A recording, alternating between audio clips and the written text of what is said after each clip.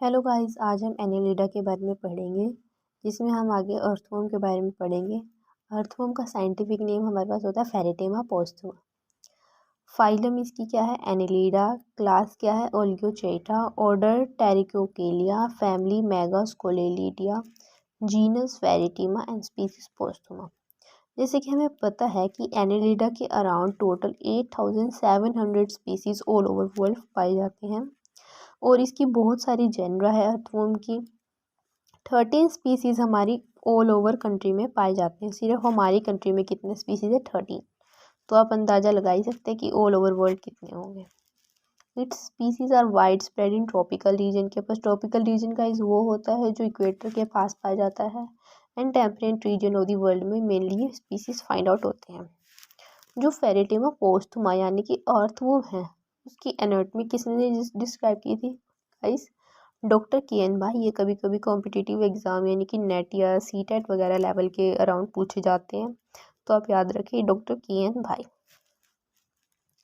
आज हम इसके हैबिटेट और हैबिट्स पढ़ेंगे। सिर्फ हैबिटेट में क्या है? The familiar name of earthworm for those annelids drive from the fact that these habitually live in definite बरो।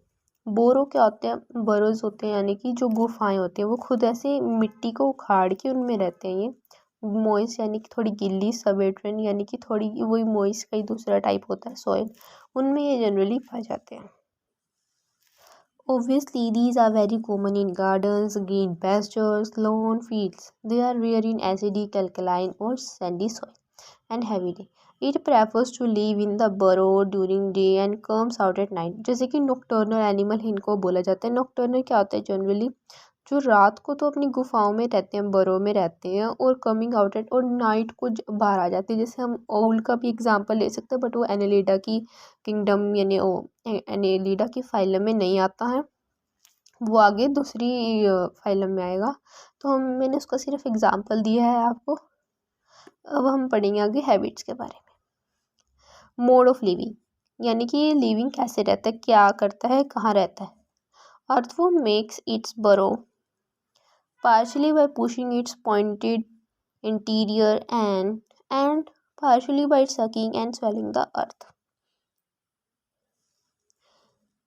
जो अर्थवर्म होते हैं वो जैसे कि बरो बनाते हैं कैसे कि अपना पॉइंटेड एंड होता है, जो इनका पॉइंटेड एंटीरियर एंड, उनसे वो मिट्टी खोदते हैं, सक करते हैं। सक यानी कि जैसे कि लीचीज वगैरह सक करते हैं वैसे, या फिर अर्थ जो सोइल होती है उनको स्वेलो करके वो बरो बनाते हैं और उस बरो में रहते हैं। द बरो इज ऑलमोस्ट वर्टिकल होती है और ये माउट कितनी 40 सेंटीमीटर डीप होती है गाइस। कितनी? 40 सेंटीमीटर डीप। एक्टिविटी क्या है? The earthworms are cold blooded and nocturnal. जैसे मैंने आपको बताया है कि ड्यूरिंग डे ये आते हैं बाहर और ड्यूरिंग डे ये बरो में रहते हैं और come out at night. Cold blooded animal कौन होते हैं? जो एडेप्टेशन नहीं कर पाते इजीली, तो ये अर्थवर्म कोल्ड ब्लडेड एनिमल है। फीडिंग क्या है? ये डेड ऑर्गेनिक मैटर पे फीड करता है और सकिंग एक्शन करता है उस पर और ऑर्गेनिक पार्टिकल्स को यूज अप कर लेता है गाइस, और ये हेल्प करता है वर्मिंग कंपोस्ट वगैरह बनाने के लिए। रिप्रोडक्शन किसका? हर्माफ्रोडाइट, जिसमें बोथ सेक्सेस आर प्रेजेंट होते हैं, उसको हम बोलते हैं हर्माफ्रोडाइट्स। और ये कब करते हैं? ब्रीड रेनी सीजन में।